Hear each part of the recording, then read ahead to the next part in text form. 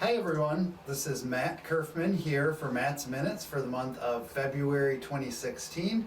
Oh boy, what a year it's been so far, and we're only 5 weeks into the year. First couple of weeks in January were noted as some of the worst weeks actually in January, going back over 100 years. So the environment's a little bit tough. There's no sugarcoating that. The biggest thing I wanted to talk about is that we're not burying our head in the sand, waiting for good times to come back and not sure what to do in the meantime. I can tell you that we've looked through every single portfolio. I can tell you that every one of you that has income coming off of your account, we've literally done the planning of where we're going to get your income going into the summer, so the first 6 months or so of the year. That will buy us some time on equity positions and allow the markets to settle down a bit. I wish I could tell you when the pain is going to end, when the uncertainty is going to end, but it's just a really big unknown. So one of the questions and one of the things that we need to look at is, are there any changes we need to be making during all of this? And so the way we've answered that is yes. We think there are opportunities to take advantage of.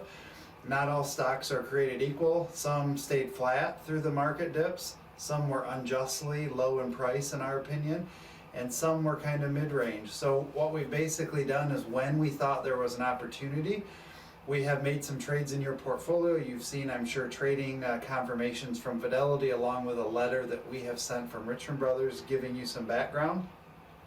But all of that is really in an effort to say, are there any holdings that have either flatlined, that aren't coming back, that the prospects for 2016 are not as great as we would like?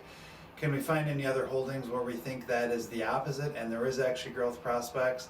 And then can we diversify you any further, adding different asset classes than you've owned before, such as managed futures? So we've tried to bring a lot to that. We're going to continue to look on a weekly basis at all of the holdings, at all of your portfolios. It really is a tough market right now, and I don't want to downplay that, but we don't think this is going to go on forever.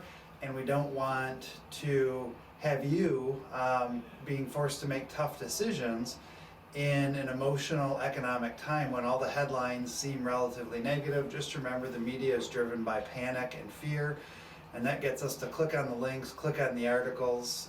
If it wasn't an exciting, scary article or headline, we probably wouldn't click on it. So we are making tough decisions in your portfolio. We are moving forward to set you up for what we think will end up being success in 2016. And we're here for you. We're not going anywhere. If you have individual questions, comments, thoughts, concerns, feel free to call us directly or reach out to us at questions@richmondbrothers.com. It really is an honor to have the privilege to serve you. This is when I think we're needed more. Most people don't care to talk to us when times are good. This is where we're needed more, and this is really where I think will prove our value over time. So again, thank you so much for allowing us the opportunity to serve you. We'll continue to update you with contacts from either myself, Dave, Dan, or John on your quarterly calls. But please feel free to let us know if any questions come up in the meantime. We do think things will turn. We don't think the U.S.